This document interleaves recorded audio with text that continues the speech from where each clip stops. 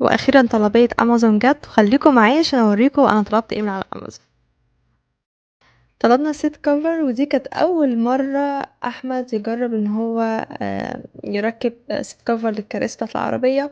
وطبعا هتشوفوا منظر الكراسي قبل مفاجأة. وده كان تمنه $150.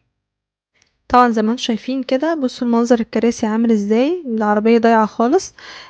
فاحمد لما سأل ان هو يوديها المكان يعمله، طلبوا منه $1000. فطبعا يعني عارفين $1000.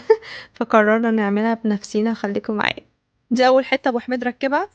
ايه حلو. مم.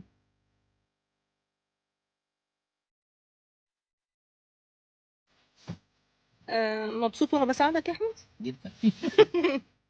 طبعا زي ما انتم شايفين احمد على طول مشقيني وبيخليني اعمل كل حاجه. وهو بيقعد يصور. فطبعا بصوا زي ما انتم شايفين كده، حاولنا نركبه كان صعب جدا. فاكتشفنا في الاخر ان هو ايه، لازم ان احنا نشيل الكرسي خالص، ان احمد يفكه وبعدين نبدأ نركبه. فحضرنا العدة زي ما انتم شايفين كده، واحمد ركب الجزء اللي فوق، ناقص بقى ايه الجزء اللي شايفينه تحت دوت. لازم نشيل الكرسي خالص لبره عشان نقدر نركبه.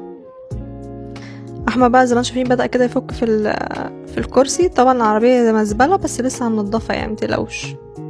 مكناش متخيلين ان الموضوع ان الكرسي يطلع من العربية ده هيبقى بصعوبة، ان اول مرة نعمل حاجة زي كده. وهنا بقى فكينا الكرسي، بس طبعا الجو الليل علينا مستمرين. واحمد دلوقتي كده بيظبط الفرش على الكرسي اهو. بصوا بقى بعد ما ركبنا الكراسي زي ما انتم شايفين، طبعا لسه هنغسلها. ودي الكنبه اللي ورا. استنوني بقى ايه في الجزء الجاي، واوريكم بقى بعد ما ننضفها هيكون شكلها عامل ازاي. وبس كده.